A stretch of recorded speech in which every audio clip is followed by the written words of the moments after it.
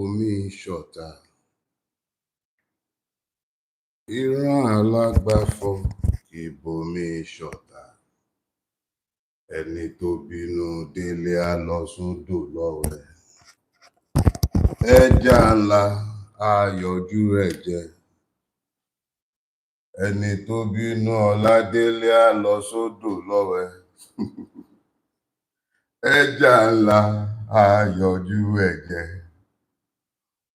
Kọ́nàkọ́nà tó lè gbà ó. Okay, good morning everybody. So apparently it's 9:45 now. I can't say this enough. For those of you who are just joining us for the first time, you'll tolerate one last episode where we'll precede the day's broadcast with the Yoruba language session. But for multiple reasons, which I'm going to take the time to explain this morning, I'm even compelled, really, to stop that format. When I started with the Yoruba language format, it was largely because I recognized the need to be speaking to the Yoruba speakers who are not necessarily on YouTube with me and you, so that these might populate the Yoruba space. But I have noticed something increasingly in recent times, and if you've been on my platform long enough, you would also have noticed it.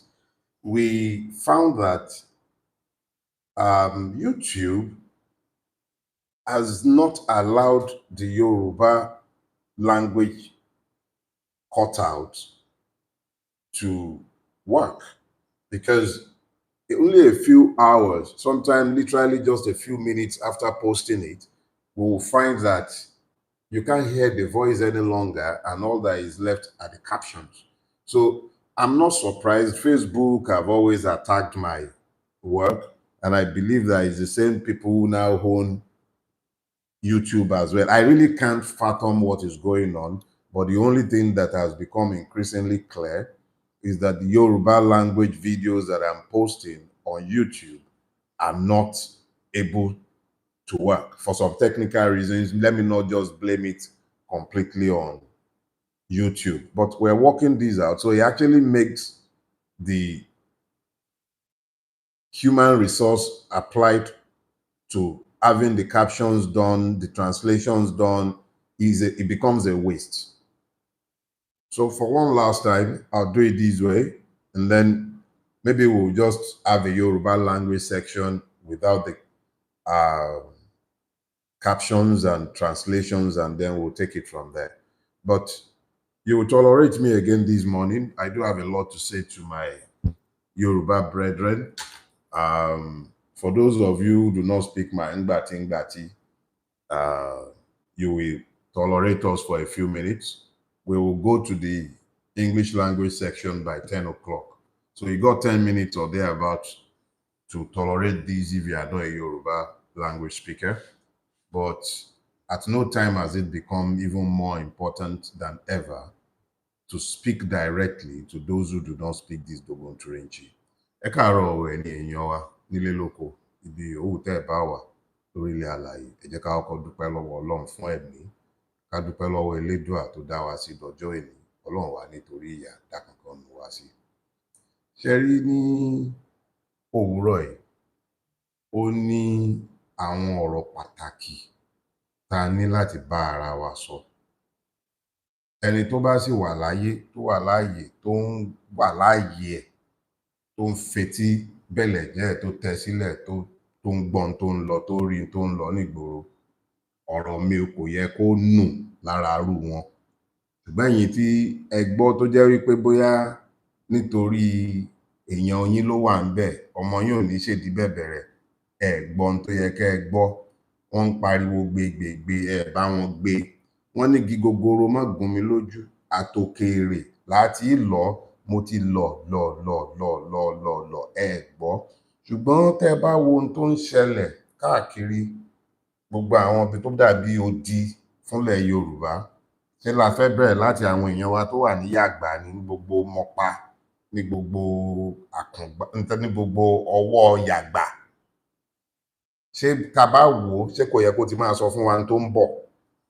Tẹ́ bá rò pé yẹn jìnnà jù, mo rò pé Kwari kan náà nìkan ló ti ṣẹlẹ̀ nítòsí Ìjẹ̀bú Òde lánàá ìṣẹ̀lẹ̀ ní tó ń ṣẹlẹ̀ ní ẹrùkú ilẹ̀ Yorùbá ni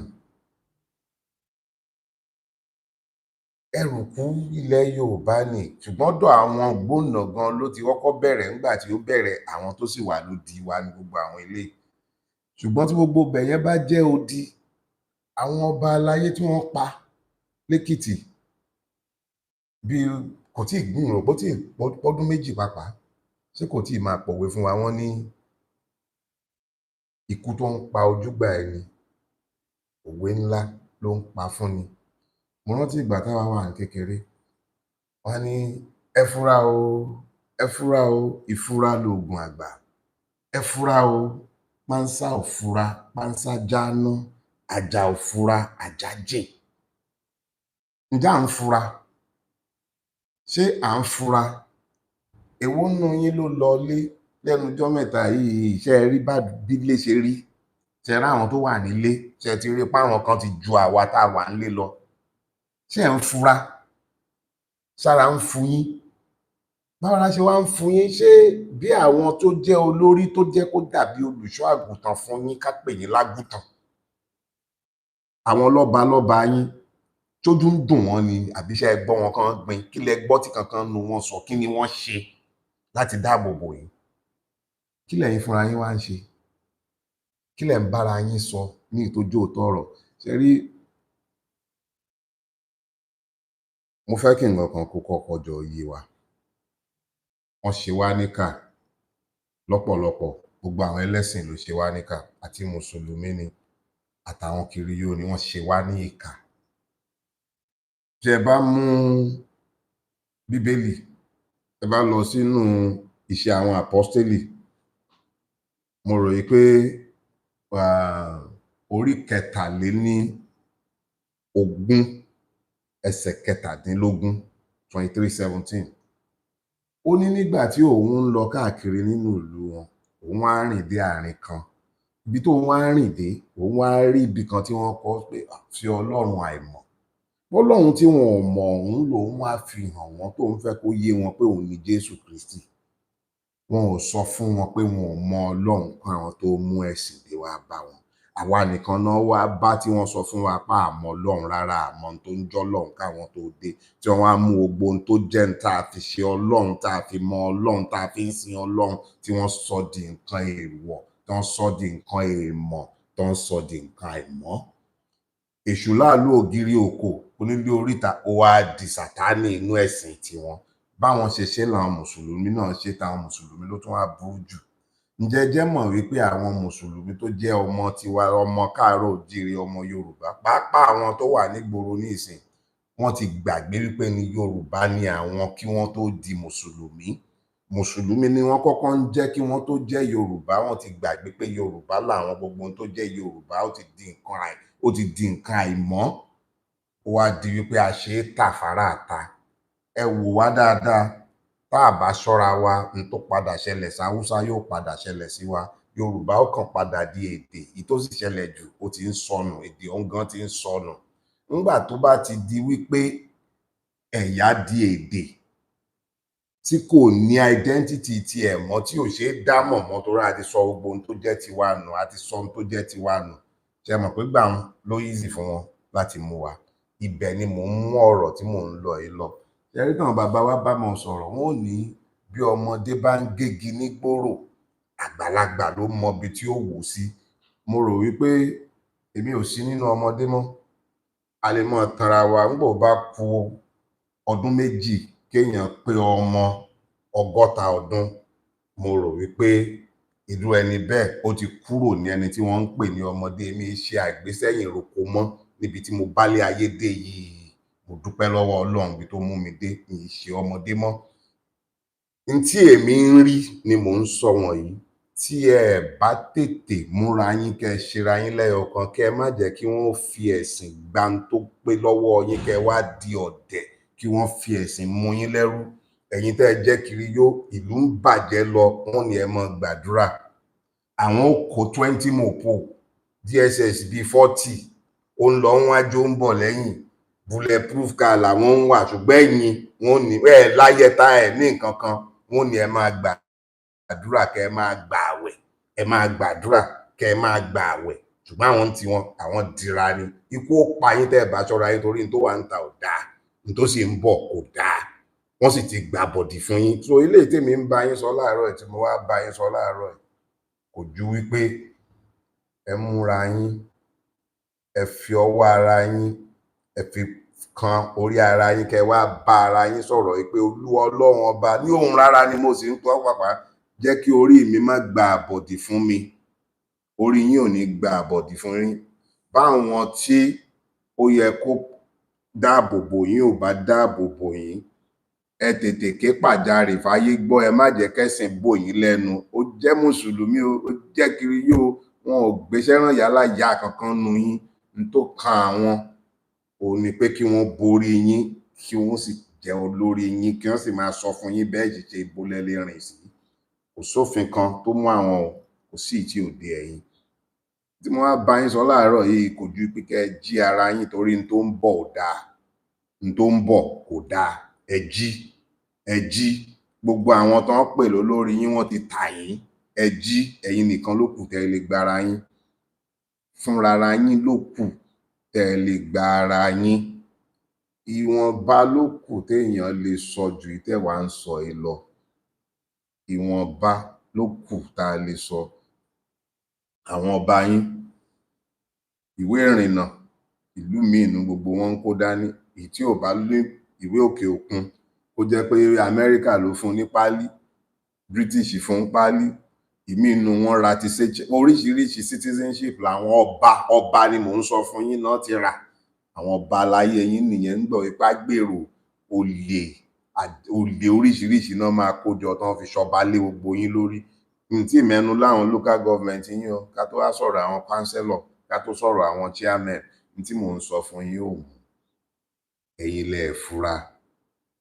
àwọn aláàjì ló kù ẹmọ tó ń pè láláàjì àjèjì ló kù tó ń ṣe olórí fún yín látòrí ọba lórí ìjòyè lórí councillor lórí gómìnà wọ́n ti dàjèjì kì í ṣàwọn nìkan lẹ lè rí ẹ lè ráwọn ọmọ wọn gan láàrin yín ṣùgbọ́n ẹ̀yin lẹ mọ̀tá yín ẹ wá má àwọn ọ̀tá ẹ sọ wọ́n dọ̀rẹ́ àwọn tó yẹ kó jọ̀rẹ́ tó yẹ pé ìyà kan náà ló jọ ń jẹ yín àwọn yẹn lẹ mú lọ́tà ó ọmọ Ìgbò ni Ìgbò mélòó ló wà nínú igbó yín mélòó ló wà nínú igbó yín mélòó ló wọnú oko yín tí ò sanwó èmi ò ní sọ jù bẹ́ẹ̀ lọ èmi ò rí jù báyìí lọ lónìí gbogbo ohun tí mo fẹ́ bá yín sọ bẹ́ẹ̀ bá gbọ́ mi ní pé kẹ́ ẹ fura ẹ la etí yín ẹ la ojú yín ẹ má jẹ́ kéèyàn kan pe ajá lọ́bọ̀ fún yín n tó ń bọ̀ ò dáa o tẹ́ ẹ bá sì jí ìgbà náà lọ̀rọ̀ tó sọ bẹ́ẹ̀ bá jí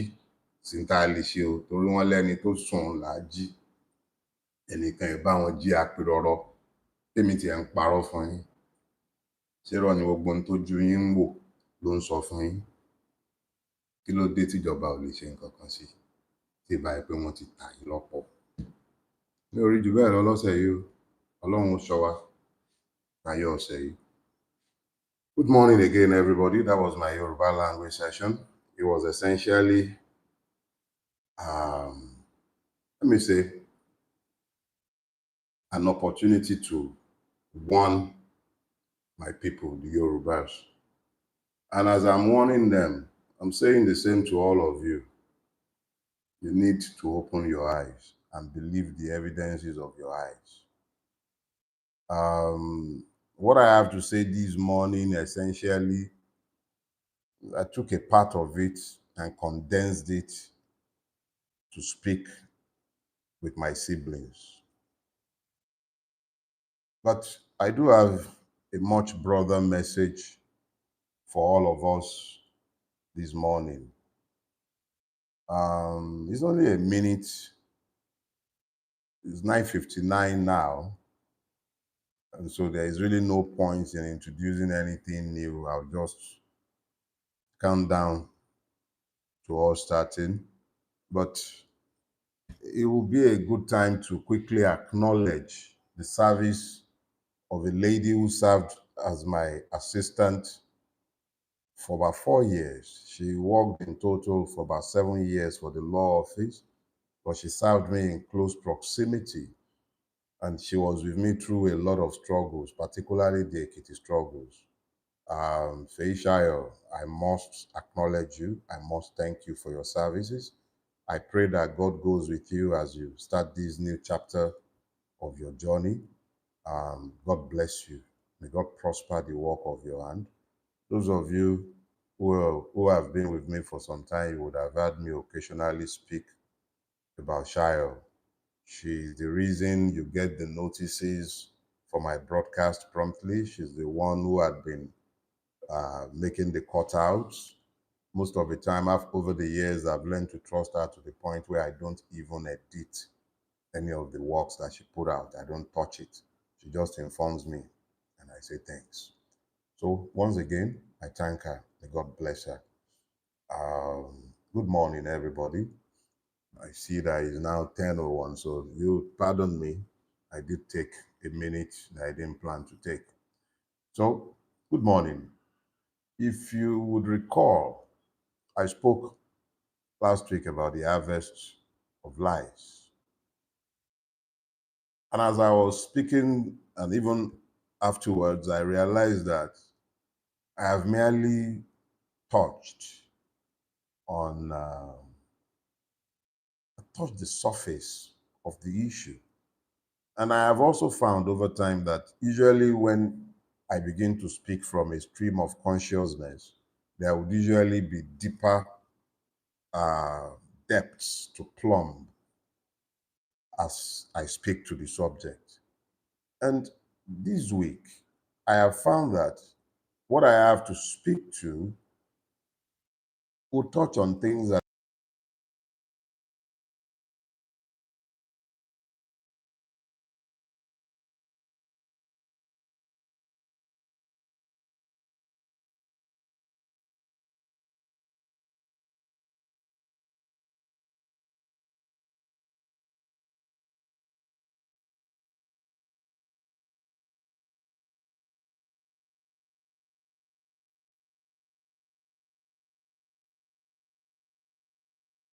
I'm told my audio went.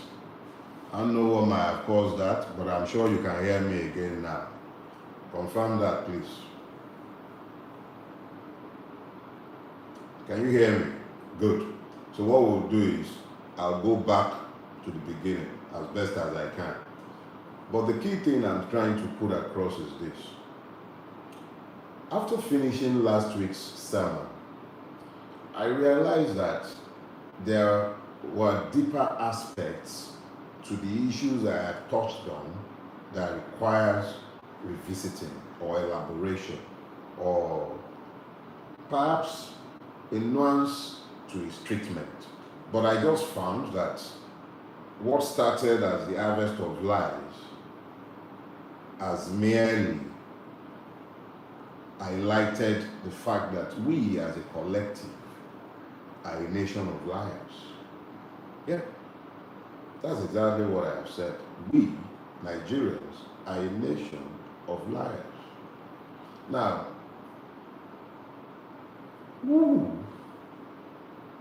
every time we speak about the multiplicity of nations in Nigeria, so we talk about the Yoruba nation, the Igbo nation, the Hausa nation, we talk about nations being ethnic nationalities, and we've always agreed that Nigeria is not a nation, it's a collection of nations. We all acknowledge this. But in some areas, we have managed to evolve nationhood. Nationhood in the sense of a commonality. So we as a collective, as a people, Nigerians, if the truth be told, are a nation of liars. If we had a harvest of lies, it must be that somebody planted the lies. Somebody fertilized the lies. Somebody is harvesting the lies. Some people tended the lies. Some people reinforced the lies. So it's not just that we are harvesting lies planted by unknown No, it wasn't that the Lord planted and then somebody came and then packed what was planted. No. What happened is simple. We, as a collective, are a nation of liars. Yeah, that is exactly what I said. And this is a little funny to some of you, but let me explain it a little. Let me see if I can exegete this. The Yorubas will say that ẹni méjì kì í jẹ̀bi irọ́. Bí ẹni tí wọ́n ń parọ́ mọ́ tí kò bá mọ̀ pé irọ́ ni wọ́n ń pa mọ́ òun, ẹni tó sì ń parọ́ yóò mọ̀ pé irọ́ lòun ń pa. I will interpret for you. Two persons cannot be equally fooled by a lie. If the person who is lying, who is being lied against, is even unaware of the fact that they are lying against him, the person who is telling the lie must of course be aware that he is telling a lie. So two of them cannot be equally ignorant of that lie. One person is aware of the lie. But here is where the problem lies in relation to Nigeria. The Bible, and let me explain how I use the Bible. I take my lessons from wherever I find it. As a child, I read the Bible from cover to cover and avoided only Revelation at least 3 times before I was out of my teenage years. I was fascinated by the stories. I treated it like a collection of stories. So in a lot of my discourse, you'll find me using biblical references. But you must also know that I am a scholar of the Quran. It's just that I haven't read it as much. And when I find references in the Quran to buttress the point I seek to make, I would go there. And that is why I'm particularly always fascinated by the ayat munafikun. The point I am making to you is this. If you go into Proverbs chapter 28, particularly verse 13, he says, a man shall not prosper who covereth his sin. Now, it has always fascinated me. If one man covers his sin, and the Bible says that he will not prosper because he covers his sin, why should a country that lies habitually and internalizes and accepts these lies as truth expect to prosper? Look, last week I exegeted my message by I used the Yoruba scripture. That's the one that says that the farmer who has planted 100 mounds of yam, but claims that he planted 200 mounds. When he is done eating the 100, he will have to consume the 200 that he did not plant. This was something that has been clearly inculcated as principles everywhere you turn. Now, if we, as a people, and it is important that I deal with what might appear to be the end before I go into my message, so that it will not be lost on us. If you are a nation of liars, you cannot achieve social cohesion. It's impossible. It is impossible to achieve social cohesion if you are a nation of liars. Who trusts liars? How do you trust a liar? How do you expect any kind of long-term stability in a place where people lie habitually, reflexively? It's not just that these lies are told. They are accepted, unchallenged.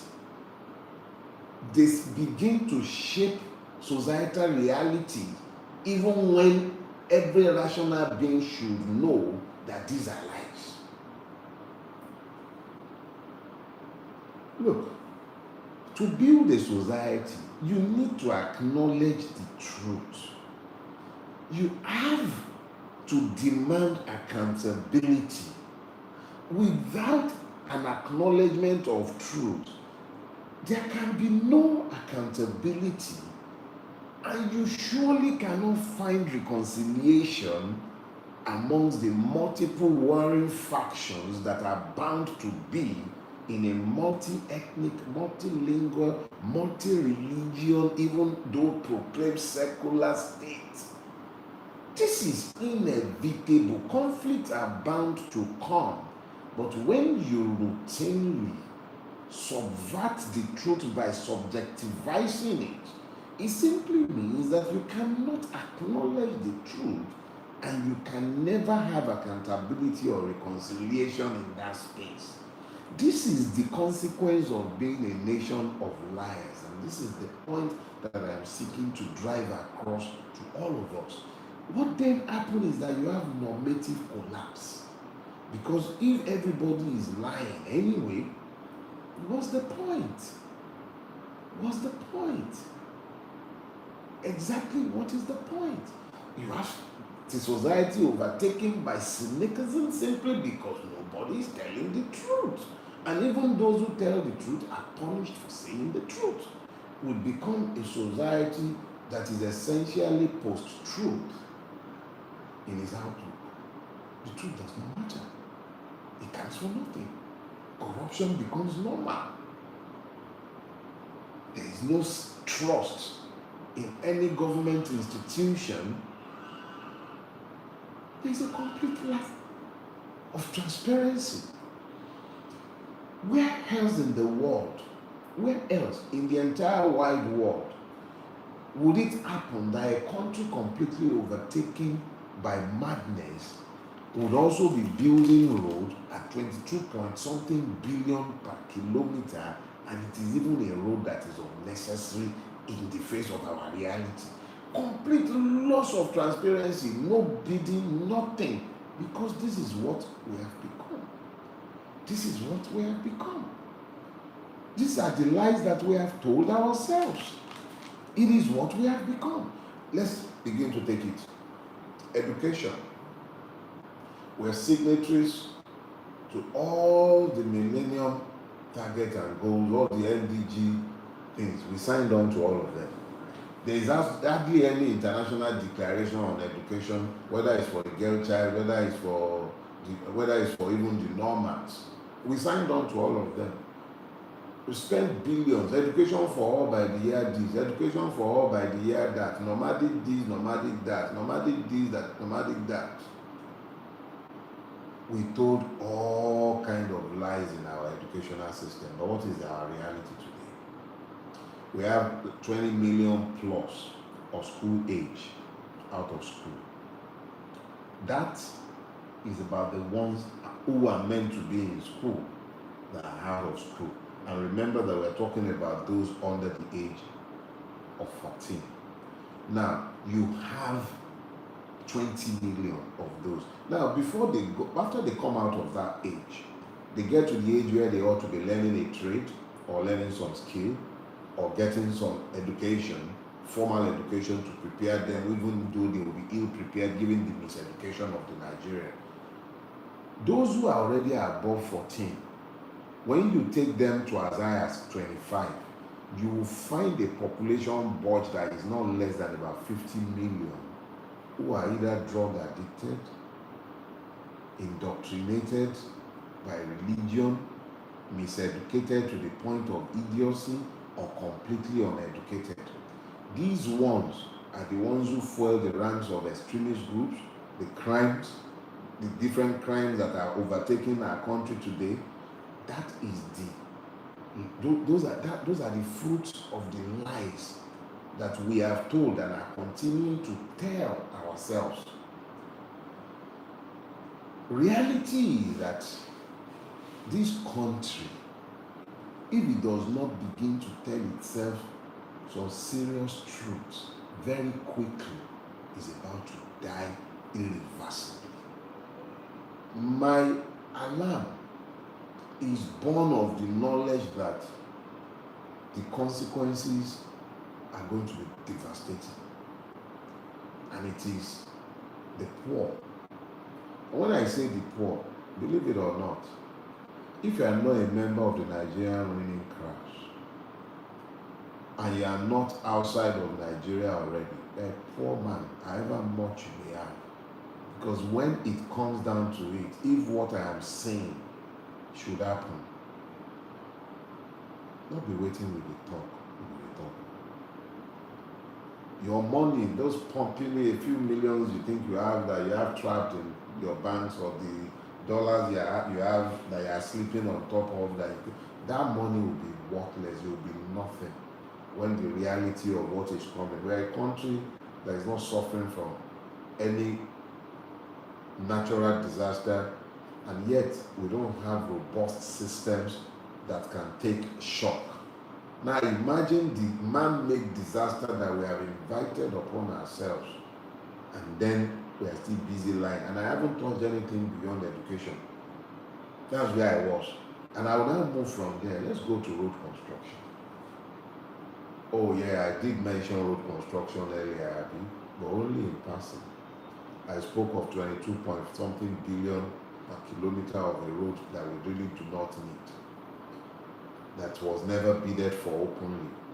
A contract awarded to the company, probably owned wholly or partly by the president, one on whose board the president's son sits. No bidding, nothing, no transparency be damned. Those are the kind of roads we are building. The road to grid, road to nowhere. I was on Lagos-Ibadan Expressway. A few weeks ago, and what I found is that before they are even done with the road, which they've been building for the better part of the last 16 to 20 years, before they are done, sections of it are already failing. I deliberately took a road trip when I was outside the country earlier in the year. I drove from Nevada to Illinois. That's a 23-hour drive. And I did it with my brother, round trip. We could have driven for as long as we cared. I will not even bother to compare the two facilities. But the point is this: they built roads that have become obsolete before they are even used. Even at the point of conceiving of the roads, not only are the road designs obsolete, what they would also have done is that they would even deliver a road that would be damaged before it's completed, because it was never designed to last. I was in Imo State during Rocha's time, and there was a road to a friend's village, just newly completed, from Owerri to my friend's village. In fact, what they call a village, if it was in Lagos, would have been just a street. It would have been a street, given the proximity to the airport, but it's deemed a village outside Owerri. The airport is meant to be in Owerri. But point is this: the road to my friend's village, I knew driving on that road that one rain would wipe the entire road away. And multiple examples were shown to me when I made the observation. Those are the kind of roads we are building. And meanwhile, they will borrow money to build these roads. And our children, my children, your children, would have to pay the debt that they are taking for these lies. Which leads me to another one of such lies that we've told ourselves. Rotimi Amechi will open his gob and be talking about how docile we are, and how we don't do anything in spite of all the things that they do. Their stealings rarely ever move us. If we are ever going to line people up in this country and shoot them for corruption, impunity and corruption, Rotimi Amechi should be right on top of that list. Who builds outdated rail lines at the kind of cost Nigeria has had to build? And my children and your children will have to pay on those loans, taking to build railway system that is already outdated before it was even built.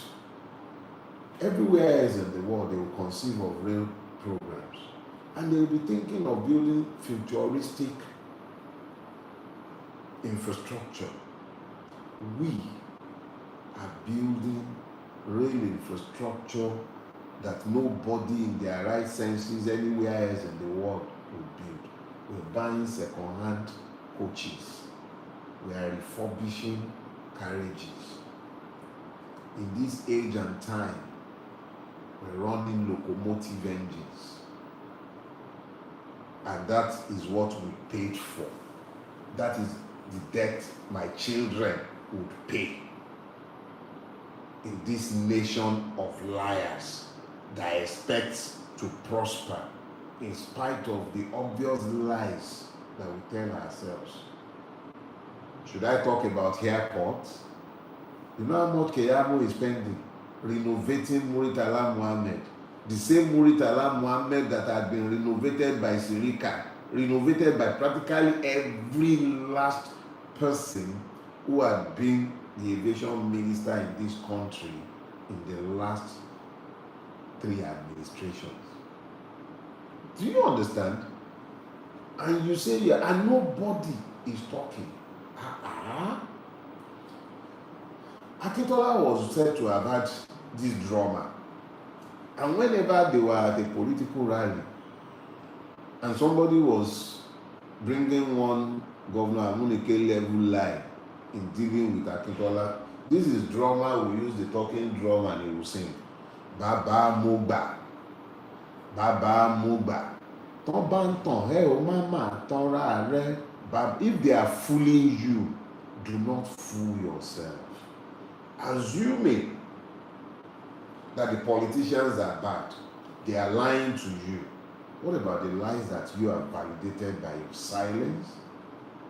Don't you realize that you are just as complicit in the lies as the persons who have told the lies? Every reason you have found to be quiet makes you just as guilty of the lie as the person who told the lie. Do you know how many times I've sat down dumbfounded when I'm listening to Nigerian ruiners? I listened to Uzodin Joe one day talking about the 50,000 people he had trained in IT who are working remote jobs from Imo State. And I shook my head because, and there were people clapping. They were clapping. Do you want me to talk about the ones who are busy singing on his mandate they are standing? When the country is collapsing, they can't even tell the truth.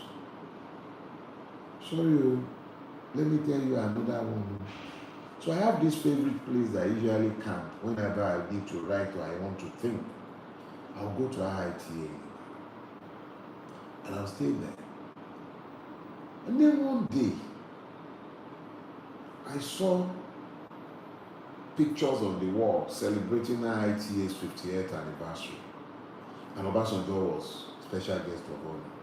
And they had multiple pictures of him, beaming and laughing, happy with them, celebrating. But as I have gone around IITA, what I have seen tells me of the lies that we have built for ourselves. You enter the precinct of IITA and you could be anywhere in the world in terms of the excellence of its infrastructure, the order, the way everything works, and the way it's all laid out. IITA is in Ibadan. But the moment you step outside of its precinct and come to Idiose, you come to the lie that we have built and that we have all validated.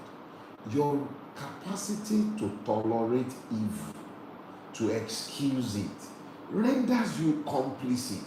And we have all become the liars that Nigeria has rendered us because of our collective silence in the face of manifest evil. If you have kept quiet, how can you absolve yourself? They told you black is white. You know. The person telling you the lie knew, but you kept quiet. You found a reason to be quiet, either because you profited by it or because you were too scared to tell the truth. You have found a lie. You've become complicit in that lie. You've become complicit in that lie. How is it that you, who sees a truth but refuses to tell it, finds your silence and you could steal your conscience in the face of the lie that you know, Somebody else who was unaware of the lie is taking in because of your silence. And you say you are any different from the person who told the original lie. You are the same. You are all the same. What about water for all by the year 2000? Some states in Nigeria have generational debts waiting for their children to pay. World Bank loans of all types, IMF loans of all types, United Nations bank loans of all types to provide drinking potable water for Nigerians.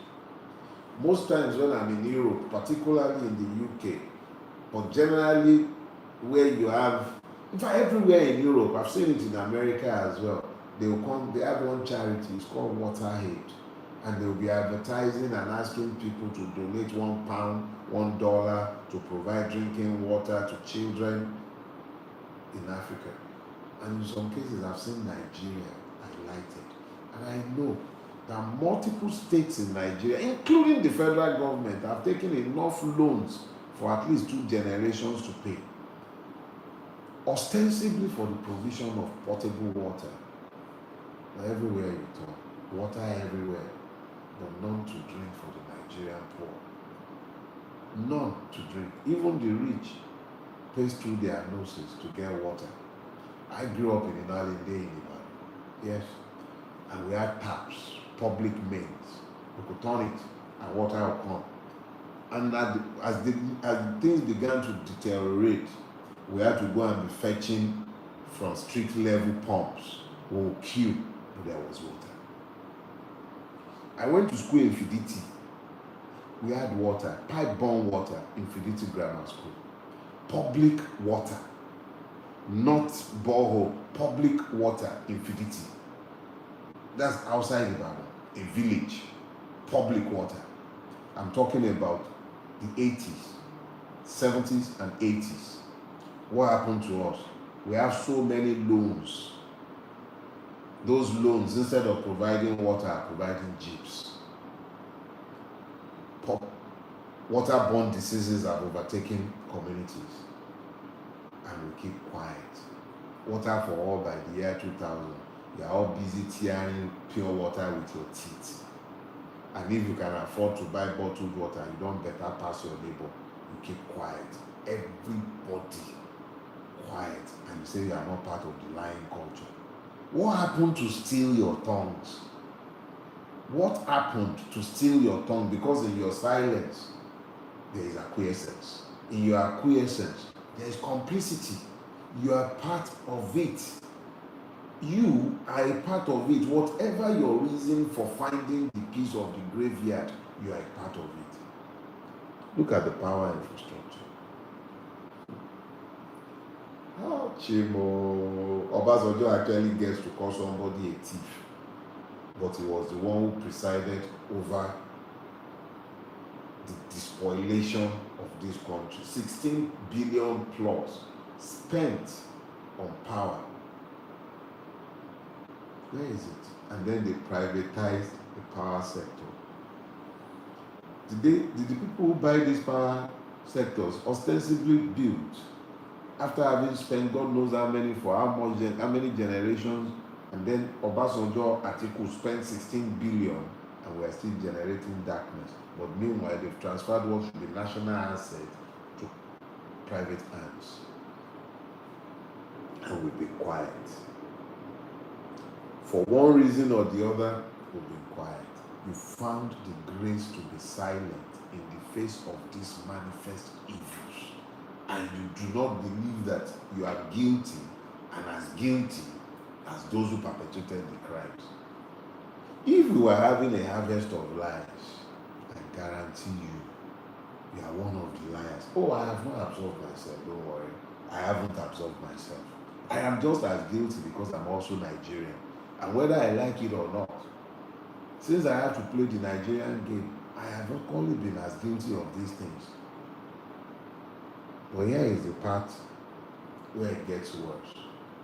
The lies that we tell ourselves. And in this lie lies the basis of our putrefaction as a society. Nigeria is not found on law, it is found on impunity. The consent of those called Nigerians have never been sought in the conglomeration of the different nationalities that became Nigeria. Even assuming that some limited consent was given in the process leading to the independence of Nigeria in 1960, fundamental agreements were had. Those agreements were had understanding our differences. Nnamdi Azikiwe was famously said to have turned to Ahmadu Bello, let's forget our differences. Ahmadu Bello wisely said, no, we must not forget our differences. We must understand our differences and work with our differences. Today, I tell you that the understanding of those differences was encapsulated in the 1960 Constitution. It was a compromise document. Understanding the differences of the Nigerian, a compromise was reached, and that compromise became the 1960 Constitution. In actual fact, it became the 1954 Constitution before it evolved over time and became the 1960 Constitution, which became the 1963 Republican Constitution of Nigeria. That Republican Constitution of 1963 was the last time Nigerians ever got together to agree how to coexist. They got together understanding that they had differences, deep differences, that they compromised and agreed to work with those differences. So a concession here, a concession there. I understand you won't like that. I concede that to you. We will manage it. We'll see how that works. They saw how it worked from 1960. By 1962, they touched it up. In 1960, there were 3 regions. By 1962, following due process, a plebiscite was held, a referendum held, economic survey, it passed the Western Regional House of Assembly, it passed the Federal House of Representatives, it was signed into law, and the Midwest region was created in 1962. This was gazetted and reflected in the 1963 Republican Constitution. So Nigeria became a region of 4. There were fundamental understanding and agreements acknowledged before Nigeria was founded. It should be a federation. It should be based on parliamentary democracy. You got that? Federation, parliamentary democracy. Nobody should be able to write the order. But since 1966, what has happened? Nigeria has been rebuilt on a foundation of lies. The will of the people completely discounted. And an hegemony began to rebuild Nigeria in its desired image. Now, this is where it gets interesting. Every civilization has been built off the back of hegemonies. The WASP hegemony built the modern American state was built on the back of the WASP hegemony. What is WASP? West Anglo-Saxon Protestants. I'm not sure you'll find a single Catholic amongst the men who founded America. They were all Protestants, Masonic Protestants. But they had universal understanding of justice, even though they didn't extend that to the black man, because they were also slave holders. Now, here is the problem with Nigeria and the hegemony that governs Nigeria.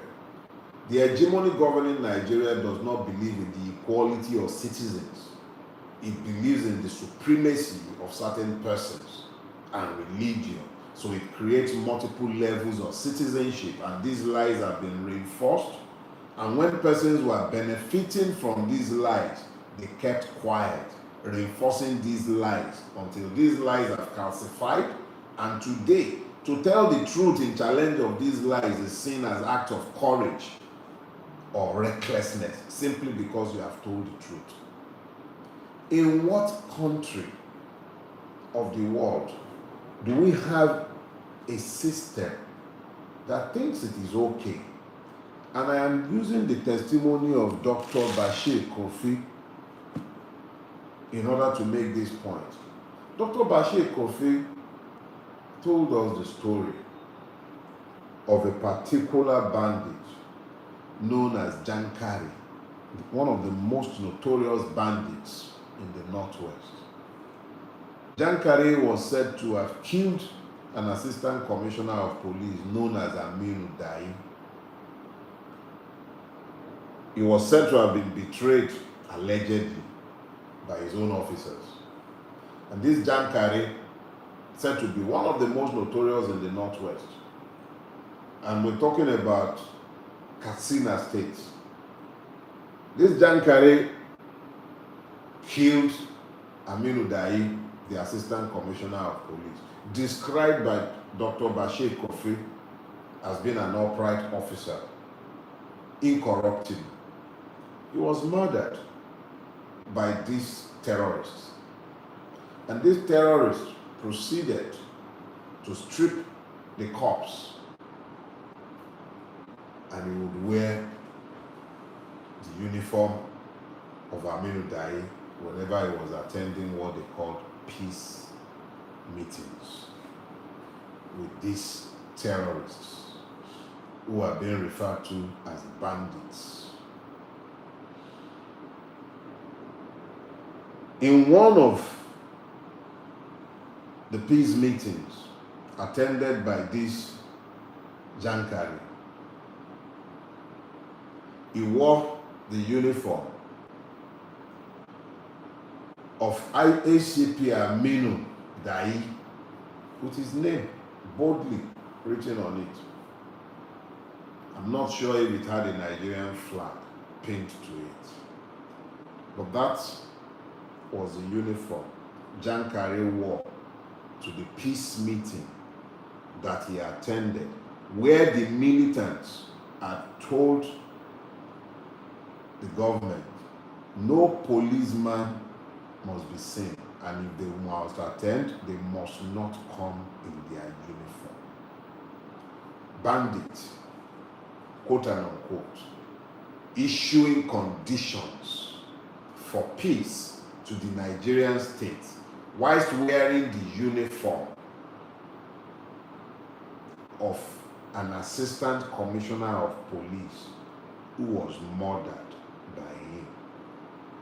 And then they would attend these peace meetings in convoys, sometimes running to as many as 500 motorcycles of men fully armed.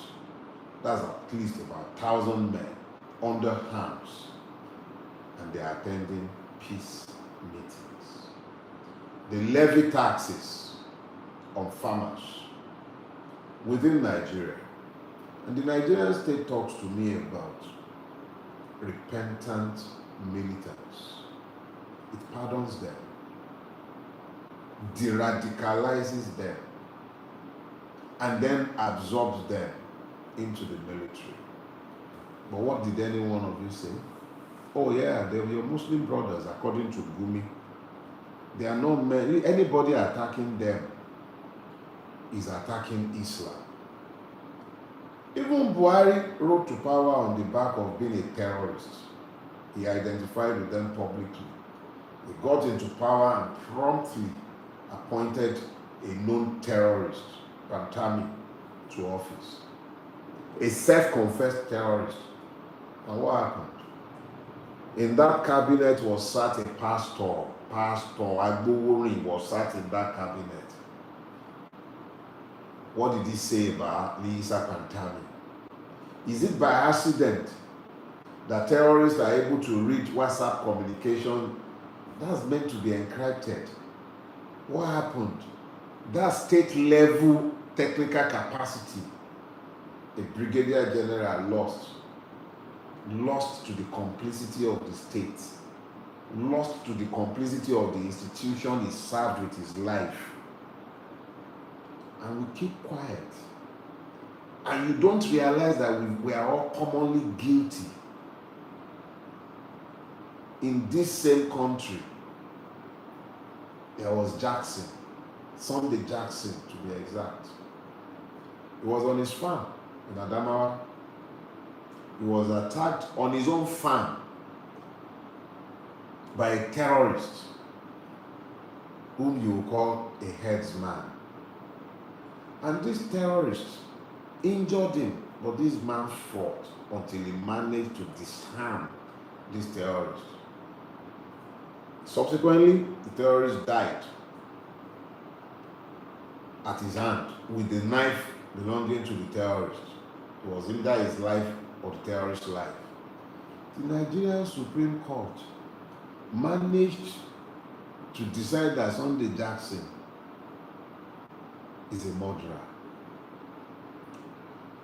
I was born a lawyer, a Yoruba man. One of the first things that they tell you in Yoruba is Ejola Nko Abeniko Kinkoja. You learn to state your case before you learn to fight. How much more do you have to prove self-defense? You're on your farm. You're attacked on your farm. Injured on your farm by an invader on your farm. It was either your life or his life. His life was taken in defense of your own life. But a court of law deemed you, the murderer, deserving of death.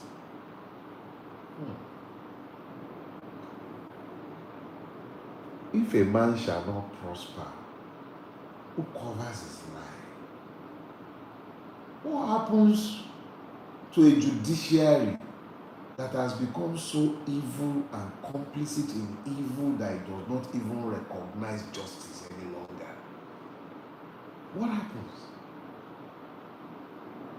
Do you want? I will not speak to my personal experience just yet. It's not the time. Let us speak to the reality that is staring all of us in the face and knocking us on the head. We are all complicit. And we find the grace. There is a man sat in prison today awaiting execution because he defended himself on his own farm. And you are surprised they are singing on his mandate they stand. Of course they have to stand on his mandate if they have become so decrepit and incapable of smelling evil.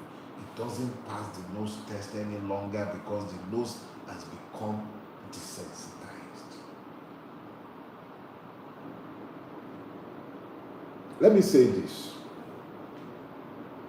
Part of the lies we tell have led us to erecting multiple standards, whether that be in judging persons or in judging systems.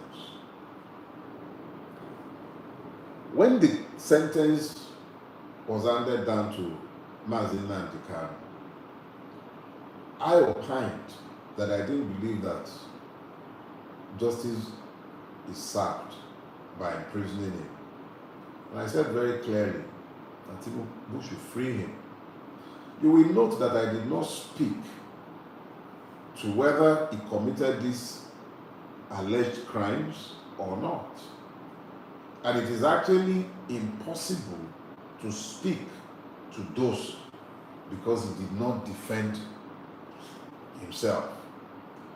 But how can anyone in good conscience speak of the cause of justice having been met by the sentencing of Kanu when I can see very clearly Usaini Ismaila, an ISWAP commander, a battle commander who has killed scores, a battle commander who has killed Nigerian security forces, innocent Nigerians, he backed 20 years in prison. But Mazi Nnamdi Kanu, who is said to have incited, now let's be clear, I'm not going into the substance of that charge, but he was said to have incited. He wasn't a battle commander, he was an ideologue, even if you say that he preached or incited violence. But persons who have blood on their hand, personally on their hand, they are either pardoning them because they have repented, absorbing them into the security forces, sending them to schools abroad, but you want me to applaud the conviction of a man whose methods I may disagree with, but whose grievances I cannot quarrel with. Is the Igbo marginalized or not? Fact.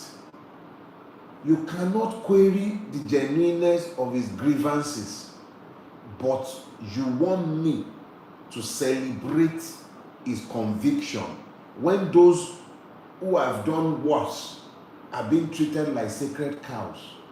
That is the validation of evil that your silence has bought.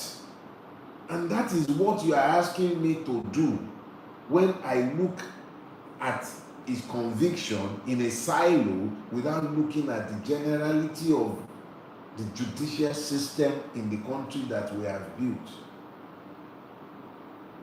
How can you have such a highly compromised justice system and have the normative system in the entire country collapse the way it has collapsed? And you want me to celebrate and reinforce the illusion of justice that the conviction signposts? What kind of justice? The same week, Hussein Ismaila, 20 years, Nnamdi Kanu for incitement, life imprisonment. How? Let me explain something. There must be justice for the accused.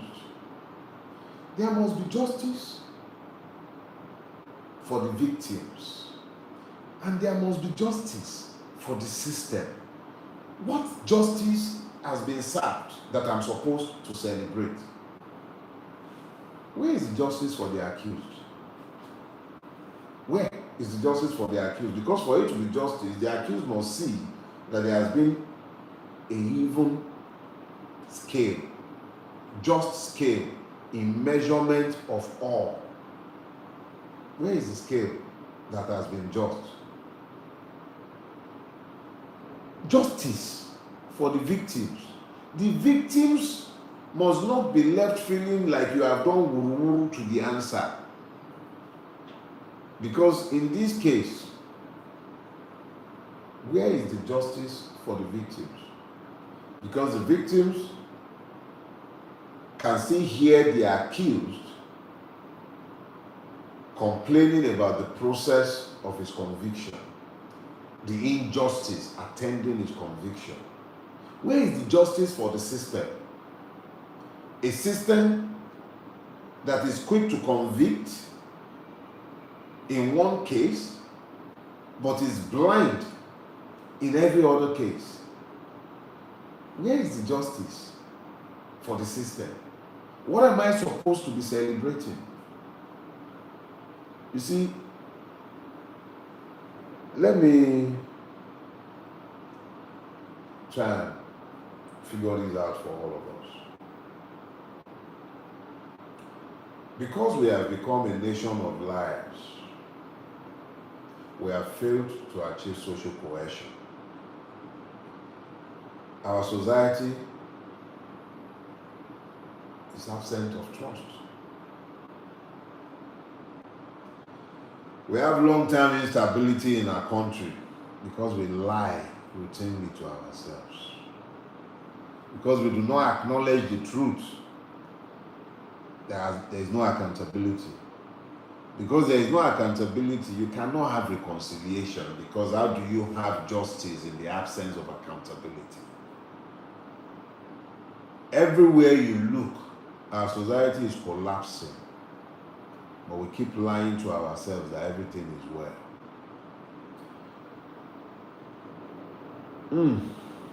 Cynicism has overtaken everything. Corruption everywhere you turn, because we've become a nation of liars. It is the nature of lies that lies multiply. If you told one lie, you would have to tell 20 to scaffold one. Each of the 20 told to scaffold one would require another 20 to scaffold them. And before you know what's going on, the entire society is overtaken by lies. And this is what has happened to us. And this is why we've become acculturated to madness. This is why abominations have become commonplace in our country. We have become a nation of liars. We deny the self-evident truth.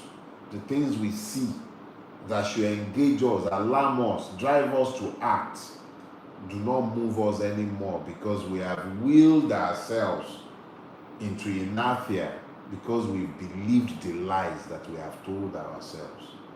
But here is the problem with all these lies. At some point, the lies would have to be reckoned with. Remember the proverb I gave you when we were starting? When you plant 100 mound of yam and you claim that you planted 200, when you are done eating the real one, the 100 mounds, you will have to eat your fictitious 100. And Nigeria is right there now. All the lies we have told all these years have come together to bring us to the moment we are in. The insecurity that has overtaken our land is a function of the lies that we have told ourselves. We have called criminality banditry. We've called murderers headsmen. We've managed to extend the powers of impunity to persons because they are from our tribes, our ethnic group. We've closed our eyes to evil because the other person is from our religion. And this goes for both Christians and Muslims. You are in power somewhere, and then your person, it goes to redeem like you. You are a redeemed person, or he's Catholic like you, or he's just Christian like you, and you close your eye to evil, especially when the other person is from the other religion. Or because he's Muslim, is crime, is terrorism, is not terrorism again. You must find another name for it, or diminish it by saying, oh, it's happening to us too. Does it invalidate the fact that it's happening to the other? Does it invalidate the fact that it's happening disproportionately in more numbers to that other person? How exactly does your own suffering become diminished by acknowledgement of his own? Exactly how? These lies that we have told ourselves are what has brought us to the sorry state in which we find ourselves. How is it that a country where the uniform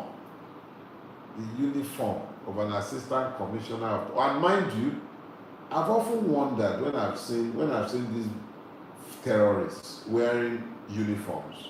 Sometimes I wonder, okay, maybe they bought it, but apparently these uniforms have become trophies. I imagine somebody is wearing Uba's uniform now. And what did he do wrong? He sacked the nation of lies. You can continue denying the nationhood of Nigeria on account of your multi-ethnic, multi-religious diversity. But you cannot deny the fact that when it comes to lying, we've evolved a nation. Because it doesn't matter whether you are Fulani, Yoruba, Igbo, Hausa, Ijaw, whatever you care to be, we've all become a nation of liars. We managed to find unity in lying. We are not continue.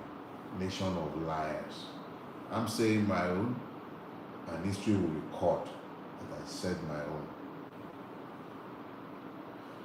That's what I gotta say this week.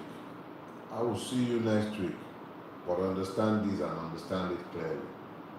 Whilst Nigeria's problems are hydra-headed, we've got Islamic terrorism, we've got religious extremism, you've got the Fulani militia, and you've got the mineral bandits. But let's be clear, all of these find resonance because we have a country where lies are celebrated, the truth derided, liars elevated, and the truth teller trampled upon systemically. And all of you are applaud Once is your thief, it can't be a thief. You subjectifies the truth, validated lies by your silence. And you say, oh, I don't know anything about it. Oh. You can't wash your hands like Pontius Pilate. You are here.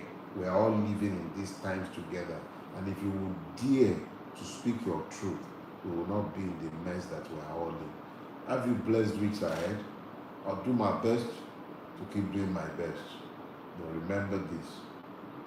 You need to do your own best as well. Do your best. I will go singing one of my Yoruba songs, you know. It says, ọ̀rọ̀ lẹyẹ ń gbọ́, ọ̀rọ̀ lẹyẹ ń gbọ́, ẹyẹ ò déédéé bà lórùlé o. Ọ̀rọ̀ lẹyẹ ń gbọ́ o. Ọ̀rọ̀ lẹyẹ ń gbọ́, ọ̀rọ̀ lẹyẹ ń gbọ́, ẹyẹ ò déédéé bà lórùlé o. Ọ̀rọ̀ lẹyẹ ń gbọ́ o. Ṣẹ̀kẹ̀rẹ̀ lọ bá ń jó, ṣẹ̀kẹ̀rẹ̀ lọ bá ń jó, olówó orí mi dìde.